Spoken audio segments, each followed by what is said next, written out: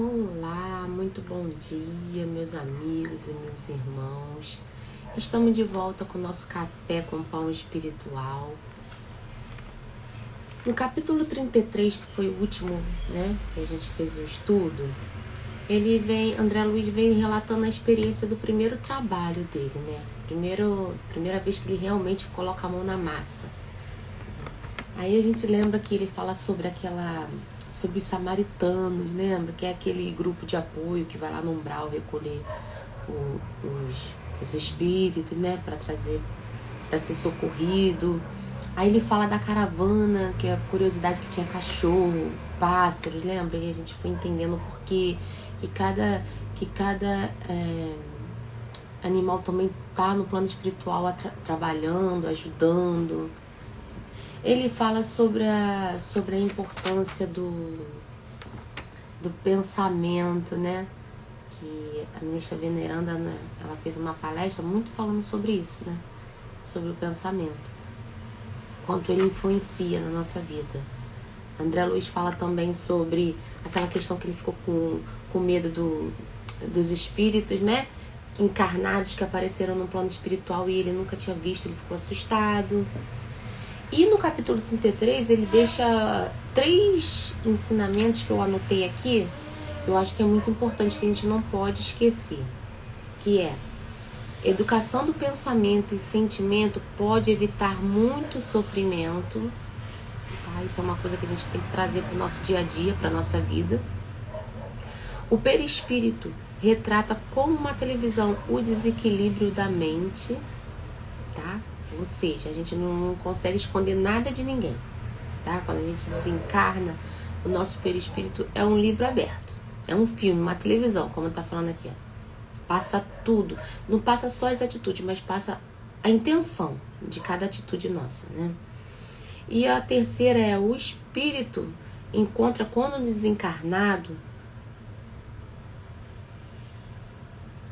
o que o espírito encontra quando desencarnado é apenas o retrato da própria mente no seu estado emocional. O que ele está querendo dizer com isso? Gente, quando a gente desencarna, ele fala assim: fulano sofreu mais, sofreu menos, ou foi para determinado lugar ou para outro. Gente, tudo lei da atração, tudo com relação à nossa mente. Vou repetir: o que o espírito encontra quando desencarnado, ou seja, o que a gente vai encontrar quando a gente desencarna, é apenas o retrato da própria mente no seu estado emocional, dependendo de como a gente está sentindo, o que a gente anda alimentando nos nossos pensamentos, nossos sentimentos, vai ser para onde a gente vai estar sendo atraído quando desencarnar. Agora vamos lá. Capítulo 34. Com os recém-chegados do umbral. Começa assim: estacaram as matilhas de cães ao nosso lado, conduzidas por trabalhadores de pulso firme. Daí a minuto estávamos todos enfrentando enormes corredores de ingresso às câmaras de retificação. Câmara de retificação, gente, a gente já falou algumas vezes, É um pronto-socorro do plano espiritual, ou seja, aconteceu, recolheu nossos irmãos, primeiro lugar que os samaritanos levam para a câmara de retificação, tá? É o pronto-socorro do plano espiritual. Servidores movimentavam-se apressados. Alguns doentes eram levados ao interior sob amparo forte. Não somente Narcisa, Saluxo e outros companheiros se lançavam à lide, cheios de amor fraternal, mas também os samaritanos mobilizavam todas as energias no afã de socorrer. Coisa interessante, eu sublinhei até essa parte de socorrer, Olha aqui que isso quer dizer, Eles queriam ajudar, Eles estavam ali para realmente estender a mão e ajudar. Eles socorreram e não julgaram, não condenaram, não estavam ali querendo saber o porquê que aconteceu aquilo, porquê que eles estavam sofrendo tanto tempo, sabe? Eles só ajudaram, não condenaram, não julgaram, eles estavam querendo de verdade socorrer. Alguns enfermos portavam-se como humildes e resignados. Outros, todavia, reclamavam a altas vozes. Atacando igualmente o serviço, notei que uma velhota procurava descer do último carro, com muita dificuldade. Observando-me perto, exclamou espantada: "Tenha piedade, meu filho, ajude-me por amor de Deus." Aproximei-me com interesse, cruzei os... Aí ela falou, né, essa senhora. "Cruzes credos", continuou benzendo-se. "Graças à providência divina, afastei-me do purgatório." Aqui a gente já pode ter uma noção, né, da atitude mental dessa senhora. Porque ela estava no umbral, foi socorrida pelo samaritano, né? Quando ela viu o André Luiz, né, ela estava nessas carroças, né, onde eles estavam resgatando eles. E quando ela ia descer, ela chamou o André Luiz e falou: "Me ajuda aqui, pelo amor de Deus", né? E quando ele chegou perto dela, ela se benzeu e falou: "Cruzes credo, ainda bem que eu me livrei desse purgatório." Aí ela falou: "Ah, que malditos demônios lá me torturavam. Que inferno, mas os anjos do Senhor sempre chegam." Ajudei-a a descer, tomando de extrema curiosidade. Pela primeira vez, ouvi a referência ao inferno e ao purgatório, partidas de uma boca que me parecia calma e ajuizada. Gente, olha que interessante, né? André Luiz era a primeira vez que ele estava tendo contato com uma pessoa, vamos dizer assim, que era de outra crença, né? Ela acreditava no purgatório, né? Ele fala aqui, né? Que ele ficou, primeira vez ele escutou alguém falar de inferno e purgatório, coisa que ele não estava acostumado, né? Vocês lembram que lá no começo a gente falava que André Luiz ele não tinha muito conhecimento, né, espiritual. Então aí ele estava vendo pela primeira vez uma pessoa falar de... E André Luiz ele ia na igreja antigamente, né? Ele ia à igreja, não quer dizer que ele era uma pessoa religiosa, que ele entendia que realmente ele estava fazendo aquilo com sentimento. Ele só ia, cumpria aquele ritual de ir à igreja. E aqui ele encontrou uma pessoa que, vamos dizer assim, era da igreja, então ele queria saber mais, né? Uma coisa interessante que ele fala assim, ó: pela primeira vez ouvi a referência do inferno e do purgatório partida de uma boca que me parecia calma e ajuizada. E vocês vão ver aqui que não tem nada disso.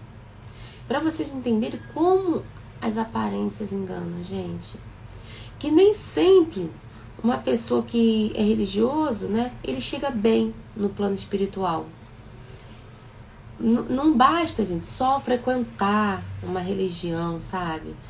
Se você realmente não constituiu isso no seu íntimo, sabe? As pessoas acham que é só ir até o local.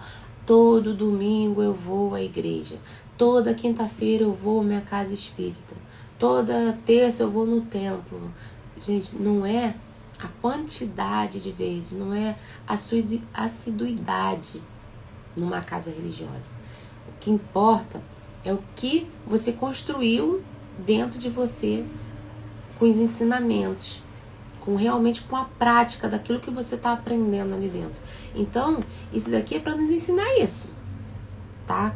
Não é a quantidade de vezes que você vai a uma casa. Isso não quer dizer nada. É que a gente vai perceber. Talvez obedecendo mais à malícia que me era peculiar, interroguei: "Vem assim de tão longe?" Né? André Luiz perguntou para ela, começou a ficar curioso. Olha que situação, André Luiz aqui nesse momento ele não estava seguindo os conselhos, lembra da mãe de Lísias? Que é para deixar a curiosidade de lado. André Luiz já começou, porque ele estranhou, né? Esse comentário dela, ele começou a deixar a curiosidade passar à frente da razão. Aí vamos lá.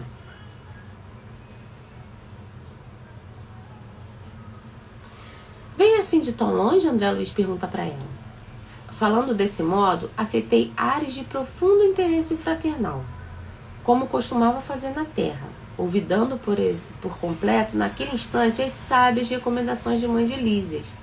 A pobre criatura, percebendo meu interesse, começou a explicar-se, né? Dona Laura falou para André: "Não alimenta a curiosidade." E André, né, nesse momento deu mole, né? Caiu na tentação, vamos dizer assim, né?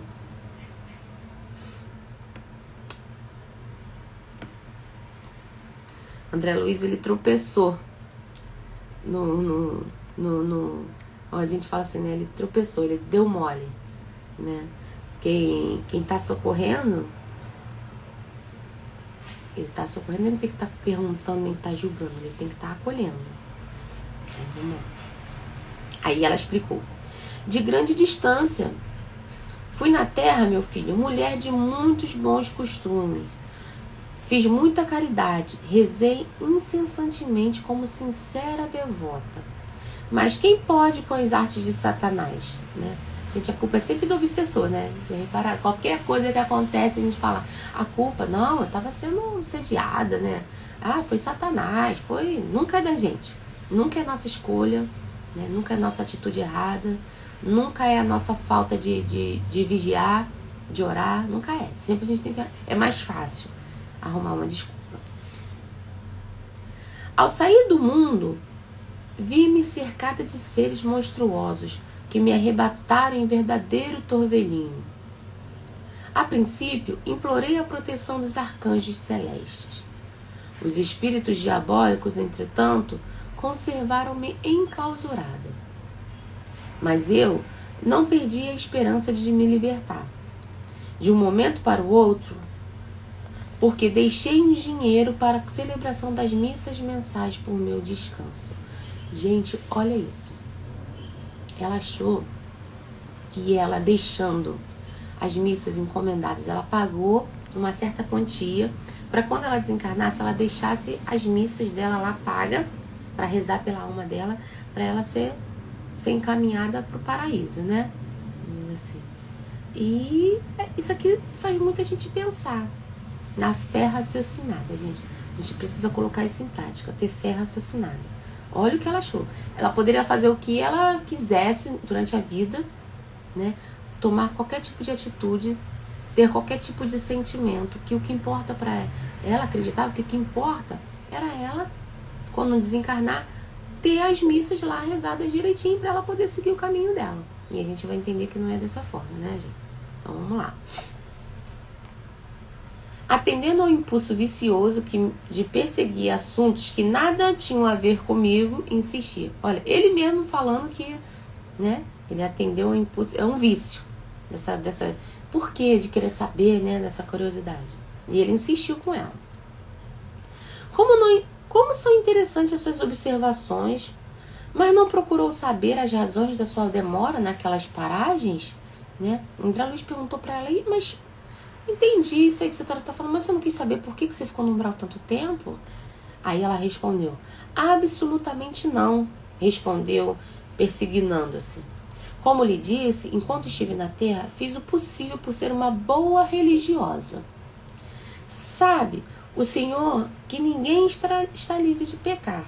Os meus escravos provocaram rinchas e contendas, e embora a fortuna me proporcionasse vida calma, de quando em quando era necessário aplicar disciplinas. Olha isso, aqui ela já revelou que ela era uma fazendeira, né? Uma sinhá, vamos dizer assim, que ela tinha escravos, né? E que ela era uma pessoa muito boa, mas de quando em quando ela era obrigada a castigar eles. Olha isso. Vamos lá, vamos refletir o tipo de atitude, o que ela fazia, e ela achar que ela podia fazer qualquer coisa, contanto que ela pagasse pelas missas dela, estaria tudo ótimo, tudo maravilhoso.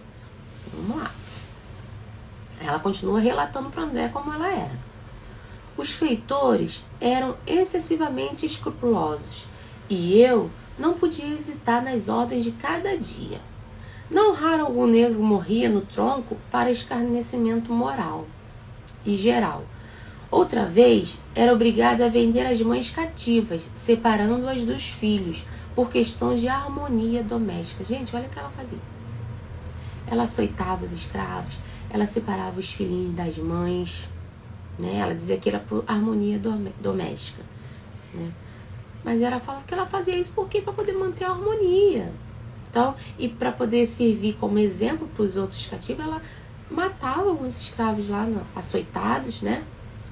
Arrancava as crianças das suas mães.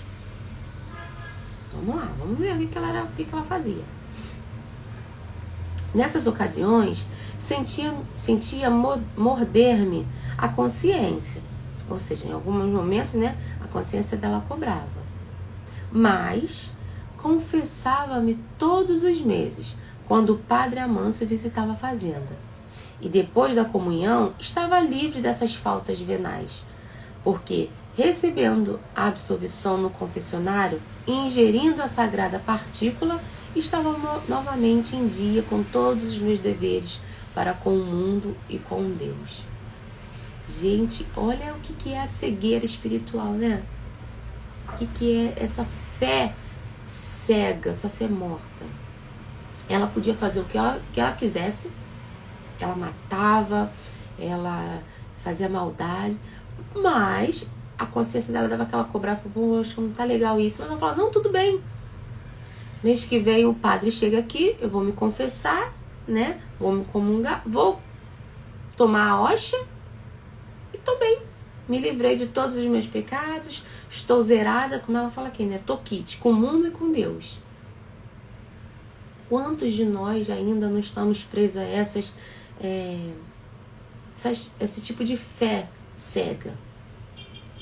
Quantos de nós ainda acham porque a gente frequenta uma casa religiosa, faz parte do trabalho, a gente está um ser mais elevado, estamos livres das consequências dos nossos atos, porque nós, não, eu trabalho, faço uma sopa para entregar, faço uma caridade, eu junto um cobertor, eu dou um agasalho, eu vou toda tal dia para a Casa Espírita da Passe.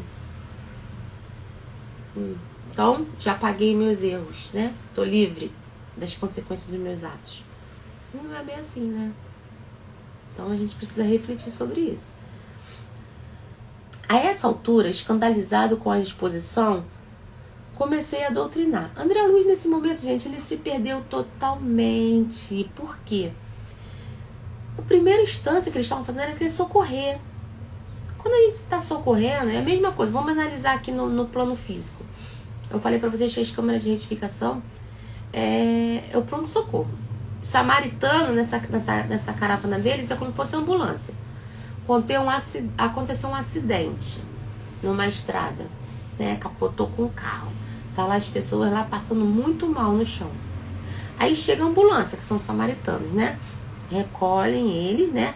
Lá, precisando, muito ferido, né? Muito mal mesmo. Recolhe, eles saem correndo e leva lá pra câmara de retificação, que é o pronto-socorro. Aí tá o enfermeiro que vai receber aquela pessoa muito ferida, e em vez de lá dar o ponto, limpar o ferimento, né? Levar pra cima, começa a perguntar. Mas, caramba, você capotou, mas essa hora da madrugada você tava onde? Você bebeu? Você veio da onde? Tava com a sua mãe? Tava com quem? Você tava em alta velocidade? Mas foi quem? Foi você que bateu nele ou ele que bateu em você? Enquanto isso, a pessoa tá lá, ó, né? Perdendo sangue, todo quebrado, sentindo muita dor. Tá certo o que o André Luiz estava fazendo? Em vez de acolher, sem julgar, sem condenar, sem questionar, ele estava ali questionando. A curiosidade dele ultrapassou o dever do trabalho dele. O que realmente era importante ali, o socorrer. Ele deixou de lado para ficar ali, querendo saber o porquê, como que era. Olha que coisa interessante. André Luiz, ele se perdeu, gente. Então não é porque também André Luiz já começou a trabalhar, né? Já tinha levado um pouquinho ali aquele estado de doente, né? Que André Luiz estava doente e agora ele já estava num processo de trabalho, já estava podendo ajudar as pessoas. Nesse momento ele também caiu, né? Ele estava, como eu falei, que ele tropeçou na escala dele, no que ele estava conseguindo evoluir. Ele deu uma tropeçada, falou, caramba, deixou o trabalho de lado para a curiosidade ser mais forte. Então, nessa altura, escandalizado com a exposição, né, que ela falou tudo, ele ficou apavorado com o que ela contou, ele começou a querer doutrinar, ensinar. Era a mesma coisa, chegar lá, quando o doente falou, eu bebi, agora eu tô... Aconteceu esse acidente, ele falou, mas você sabe que não pode beber, né? A lei seca, por que você bebeu? Beber e dirigir não pode. Gente, sem lógica, né? Sem lógica isso que o André Luiz fez. Então vamos lá. Ele começou a querer doutrinar ela. Ele falou: minha irmã, essa razão de paz espiritual era falsa. Os escravos eram igualmente nossos irmãos perante o Pai Eterno. Os filhinhos dos servos são iguais aos dos senhores, né? André Luiz, ele estava tentando doutrinar ela, só que ela não estava no momento certo, né? Ouvindo-me, ela bateu o pé autoritariamente e falou irritada, né? Ou seja, ela não estava preparada ainda, ela estava preparada para ser socorrida, mas não para ser doutrinada. Tudo, a natureza não dá saltos, é tudo muito certinho, sabe? No mundo espiritual é degrau por degrau. A natureza não dá salto, então é aos poucos. Os véus são abertos gradativamente conforme a nossa condição de enxergar. Então ela ficou irritada com o que o André falou, bateu o pé e falou: isso que não, escravo é escravo. Se assim não fora, a religião nos ensinaria ao contrário. Pois se havia cativos em casa de bispo, quanto mais nas casas das fazendas. Quem haveria de plantar a terra, senão eles? E creia que sempre lhe concedia minhas senzalas com verdadeira honra. A minha fazenda nunca... me perdi. Em minha fazenda nunca vieram os terreiros das visitas, senão para cumprir as minhas ordens. Padre Amâncio, nosso virtuoso sacerdote, disse-me na confissão que os africanos são os piores entes do mundo, nascidos exclusivamente para servirem a Deus no cativeiro. Gente, olha que ignorância. Mas a gente tem que lembrar, naquela época era assim, né? 8% pensava dessa forma. Na época da escravidão, 98% pensava dessa forma. E ela tá mostrando aqui, ó. Era assim realmente. Pensa então que poderia encher de escrúpulos no trato dessa espécie de criatura? Não tenha dúvida, os escravos são seres perversos, filhos de Satã. Gente, olha que pessoa desequilibrada, né? Chego a admirar-me da paciência com que lhe tolerei essa gente na terra. E devo declarar que saí quase inesperadamente do corpo, por me haver chocado a determinação da princesa, libertando esses bandidos. Olha isso, gente. Ela viveu na época em que a princesa Isabel, né, assinou a Lei Áurea. E ela falou que ela estava doente nessa época e ela quase morreu quando nós soube que a princesa Isabel fez isso. Olha que situação. Verdade, Denise. Era as crenças religiosas da época. Tem toda a razão, minha amiga, né? Então, olha que situação. Ela quase confessou que ela ficou tão mal quando aconteceu isso, quando a princesa Isabel ela assinou a Lei Áurea, que ela quase morreu, quase desencarnou naquele momento. Porque ela falava que a princesa Isabel libertou os bandidos, olha isso. Decorreram muitos anos, mas lembro-me perfeitamente. Achava-me adoentada, havia muitos dias. E quando o padre Amâncio trouxe-me a nova da cidade, piorei de súbito. Como poderíamos ficar no mundo vendo esses criminosos em liberdade? Certo, eles desejariam escravizar-nos por sua vez. E a seguir a gente dessa laia, não seria melhor morrer? Olha o nível, olha o grau de perturbação, de forma de pensamento desse espírito. Aí, olha que situação, né? Ver os escravos livres, ela ter que ajudar, ter que servir ele, não seria melhor morrer? Era melhor para ela morrer, então. Recordo que me confessei com dificuldade. Recebi as palavras de conforto do nosso sacerdote, mas parece que os demônios são também africanos e viviam à espreita, sendo eu obrigada a sofrer-lhe a presença até hoje.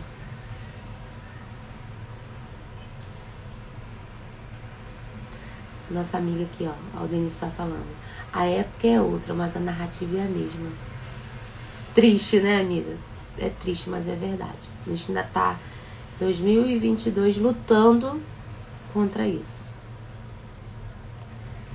E quando veio, aí né, André Luiz, né, ela falando isso, né, que ela se confessou nessa época, que ela tava muito, né, preferia morrer do que ver eles livres. Aí ela fala, né, que se confessou, que escutou as palavras do sacerdote, mas parece que os demônios também eram africanos, viviam à espreita, sendo eu obrigada a sofrer-lhes a presença até hoje. Aí o André Luiz falou, pô, até hoje? Aí o André Luiz perguntou, e quando veio? Aí ela respondeu, em maio de 1888. Gente, vamos fazer uma continha aí de cabeça. O livro foi escrito, né, foi psicografado no início da Segunda Guerra Mundial. E ela desencarnou em 1888.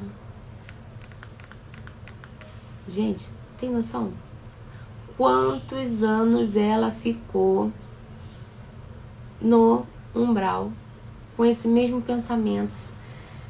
Como ela fala aqui, sendo, né, obrigada a estar com a presença deles até hoje lá, porque os irmãos deviam estar ali do lado dela, né, cobrando o que aconteceu, né, ali naquela, porque todos nós na hora lá do que a gente desencarna, a gente não tem nada mais que possa proteger a gente, não adianta se esconder, né, tudo todo mundo vê, né, o que aconteceu, o que não aconteceu, passa esse livro, passa esse filme, né? Nosso espírito vai projetando, né? O nosso pensamento, o que a gente estava pensando na época. Então, olha quantos anos. Então, é mais ou menos o que? Acho que foi em 43, né, gente? Me ajuda a refrescar a mente, que a mente agora de manhã tá meio... Aldenice, fala pra mim, foi em 1943, se eu não me engano, né? Segunda Guerra? 53 ou 43? Não me lembro mais, gente. Bom, se foi 43, né? Daí que eles estavam em 88. Gente, é muitos anos.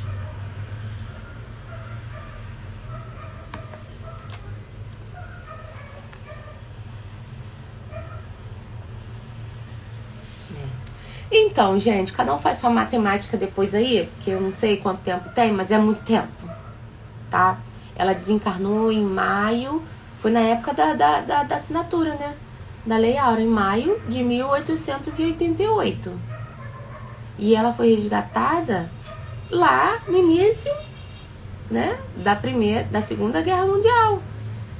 Olha quantos anos ela ficou nesse processo, né, que ela diz que estava no purgatório, ela diz que ela estava sequestrada lá, aprisionada pelos demônios, né? Olha o que acontece quando a gente não consegue, né, perdoar, quando a gente não consegue mudar o nosso estado mental, não consegue entender os nossos erros. Aí André Luiz fala, experimentei estranha sensação de espanto. A interlocutora fixou o olhar embaciado no horizonte e falou, é possível que meus sobrinhos tenham me esquecido de pagar as missas? Entretanto, deixei à disposição no testamento. 45 anos aproximadamente, isso mesmo. Ia responder, convocando-lhe um raciocínio à zona superior, fornecendo-lhe ideias novas de fraternidade, fé, mas Narcisa aproximou-se e disse-me bondosa. Olha que interessante. É muito tempo, né, Aldenice? Se foi nesses anos mesmo. Isso aí. 45 anos com o mesmo pensamento, estacionada. Ela estacionou ali, ó, no umbral, com aquele mesmo processo, né? Obsessivo. E às vezes, gente, não é o outro espírito tá obsediando a gente, não. Às vezes é a gente que tá obsediando ele, tá? E a gente acha que eles que estão fazendo isso com a gente. Então, nesse momento ela até pergunta: será, André Luiz, que os meus sobrinhos esqueceram de rezar minhas missas? Mas eu deixei em testamento. Quer dizer, ela deixou pago, deixou em testamento lá e falou: olha, meus sobrinhos, aqui tá, vocês são... Que antigamente tinha muito isso, sabe? Antigamente a cultura da época ela era muito assim, tradição, né? Então ela falou: será que eu fiquei desse jeito, sofrendo, né? Sendo atordoada por esses demônios porque meus sobrinhos esqueceram de rezar minhas missas? Será? Né? Ela perguntou para André Luiz. E André, continuando no erro, né? Ele ia tentar novamente, né? Ali fazer aquela... doutrinar aquele espírito que a gente está vendo que não está são, né? Que está perturbado. Então André Luiz ia cometer novamente o mesmo erro. Em vez de socorrer, acolher, ele queria ali dar uma lição, ensinar, né? Mostrar onde ele errou, onde deixou de errar. Ia fazer algum sentido isso naquele momento, gente? Não ia. É a mesma coisa de você pegar uma criança com 4 anos de idade e querer ensinar ela coisas da faculdade. Você vai falar em vão, ela não está preparada, não está no momento certo para isso. Então, André Luiz, quando ele ia começar a fazer ela raciocinar, né?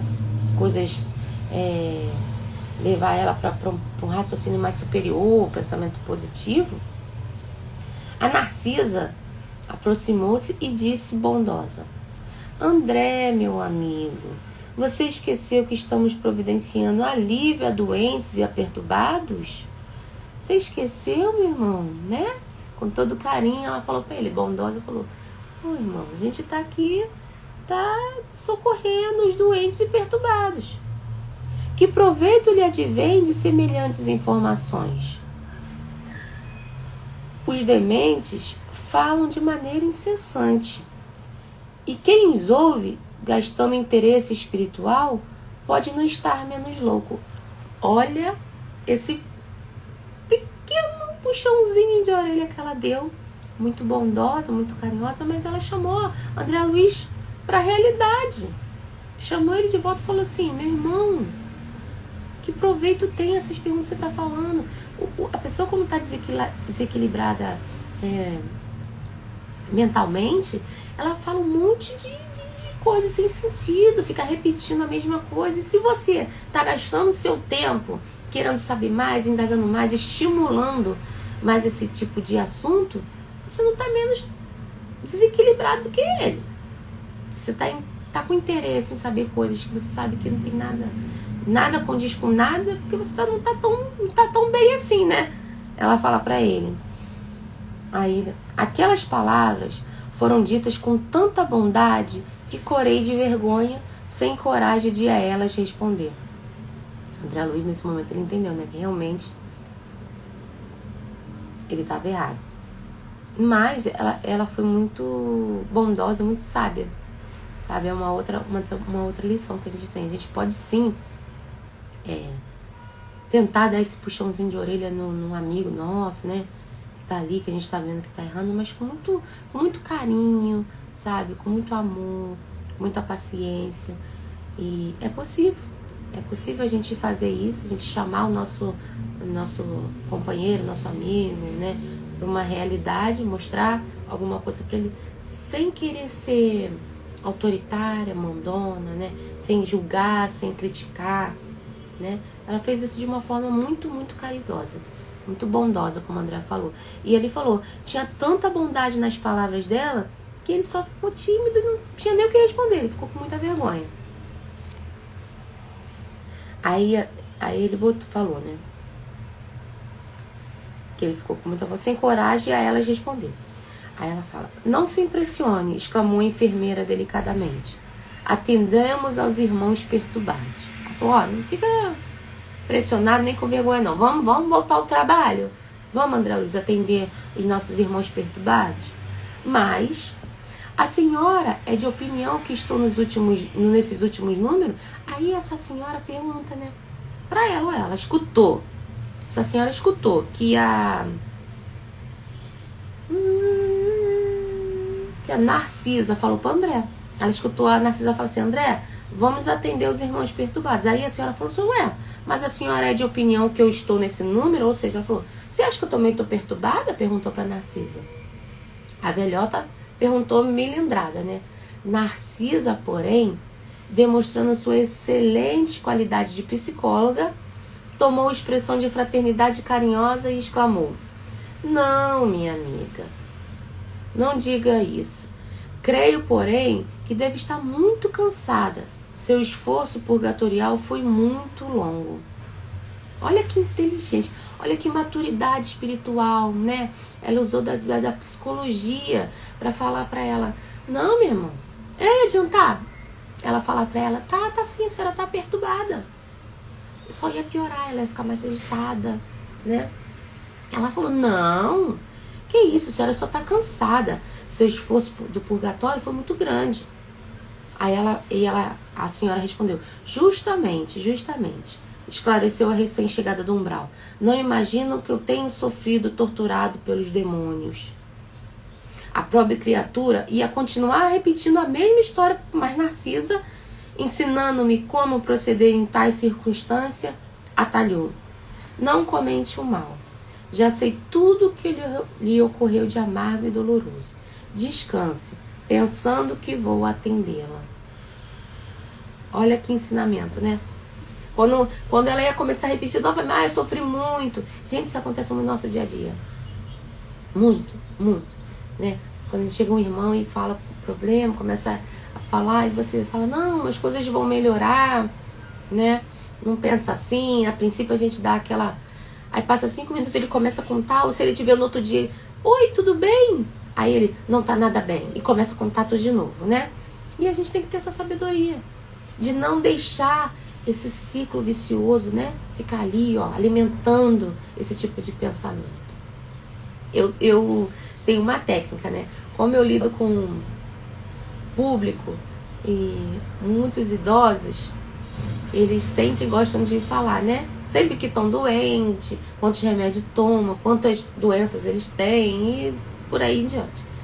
Então eu já percebi que toda vez que eu falo: oi, tudo bem? Eles falam: não tá nada bem não, minha filha. A minha pressão não sei o que, a minha glicose, aí eu fui no médico, não consegui consulta, e começa a descarregar aquele monte de coisa. Aí, com o tempo, com a experiência, eu entendi como que eu tenho que me comportar. Então hoje eles chegam e falam: oi, bom dia, tudo bem? Aí eles falam: ah, minha irmã, não tá nada bom não. Eu falei: está indo, né? Importante é ir. Não tem problema não, importante é estar caminhando. De pouquinho em pouquinho as coisas... Aí eles já cortam eles falam: é verdade, minha filha, tá melhorando. Eu falei: isso aí. Aí eu entro já em outro assunto, porque o que eu fiz? Eu não alimentei o mal. O mal não merece comentário. Então, se aquilo ali é uma coisa ruim, que ele tá sempre se queixando, a gente precisa cortar, né? Não deixar que ele fique ali, ó, alimentando aquela energia, aquilo tudo. Então, quando eu já sei que eles vão falar que tá ruim, quando eles vão falar: aí eu, tá caminhando, né? Tá melhorando. Isso aí, importante é andar, não pode ficar parado, vamos pra frente. Isso aqui, pronto. Então a gente tem que fazer dessa forma. Como Narciso ensinou aqui, ó: não comente o mal, já sei de tudo, descanse pensando que eu vou atender. E no mesmo instante dirigiu-se a um dos auxiliares sem afetação e falou: você, Zenóbio, vá ao departamento feminino e chame Nemésia, em meu nome, para que conduza mais uma irmã aos leitos de tratamento. Né? Nesse momento a Narcisa foi lá, acolheu ela, socorreu, já chamou o pessoal para o trabalho, ou seja, não fez nada daquilo que a André Luiz estava fazendo, né? Ela fez o que deveria ser feito: socorrer e acolher, com carinho, né? Com empatia. Gente, assim finaliza o capítulo 34. E eu queria falar uma experiência, né? Como a gente estava falando sobre essa questão de você ficar questionando. Eu tive uma pequena experiência curta, uma pessoa que estava no começo de um Alzheimer. Então, e eu não sei, gente, se começo se era só o Alzheimer ou se era aquela demência do idoso, né, da idade. E ela sempre falava tipo: eu vim de outro país, eu não estava aqui, né? E as pessoas queriam debater, questionar: não, para com isso, você para de falar mentira, isso é mentira, tu nunca foi nesse lugar, não sei o que lá. E eu entendi que naquele momento, gente, não é isso. Não adiantava, aquilo só deixava a pessoa mais nervosa, mais agitada, porque ela queria provar, porque era uma realidade muito real, muito viva dentro dela. E aquilo não tinha sentido eu discutir, nem eu querer provar para ela que aquilo não era verdade, né? É como André Luiz estava fazendo ali, eu não posso ficar alimentando, incentivando. Aí o que eu fazia? Eu falava, foi mesmo? Ah, a senhora tem razão, foi. E dali eu trocava de assunto e ela realmente esquecia aquilo e ia embora. E aquilo não causava um transtorno maior, porque ela ainda não estava no momento, gente. Não era o momento de querer mostrar o que está certo, o que está errado, de doutrinar. Então é o exemplo que a gente tem que buscar essa sabedoria. Quando a gente deve calar, quando a gente deve deixar a pessoa falar. Não ir contra uma realidade muito viva, porque só o tempo, só no caso dessa pessoa um medicamento, só um tratamento iria ajudar. Então não adiantava eu ficar ali, debatendo com ela uma coisa que era muito viva. Assim aconteceu com essa senhora. Não adiantava debater com ela ali naquele momento. Ah, os escravos, eles são pessoas como a gente, a senhora errou, né? Isso está errado. Porque não ia adiantar. Aquilo era uma coisa muito, muito intensa, muito viva dentro dela ainda, né? A gente precisava primeiro a gente socorre. E conforme a gente vai socorrendo, conforme o tratamento, conforme melhor a gente vai conduzindo, lá na frente ela vai estar preparada para entender o que realmente é verdade, o que não é verdade, o que ela errou, o que ela não errou. E eu tenho certeza que essa senhora, a primeira instância, ela foi socorrida, né? Na emergência, no pronto-socorro, nas câmaras de retificação, mas depois vai ser conduzida para um local apropriado, né, para uma enfermaria, onde ela vai poder tomar em doses homeopáticas as informações corretas. Então, que a gente possa ter essa sabedoria no nosso dia a dia, gente, colocar em prática. Muito obrigada a todos. Até quinta-feira que vem, se Deus quiser. Aldenice, muito obrigado. A doutrinação religiosa distorce a verdade cristã. É verdade. A gente esquece, a gente está muito preocupada com ritualismo, a gente está muito preocupada com a teoria dentro da caixinha assim, né? Sem estar assim, abertinha para raciocinar. A gente tá tão presa a isso que a gente não consegue exercer o verdadeiro ensinamento de Cristo, né? Que é o amor. Então, muito obrigada pela participação, minha irmã. Te espero quinta. Deus abençoe a todos vocês. Tenham uma semana muito, muito, muito iluminada. Até semana que vem. Até quinta.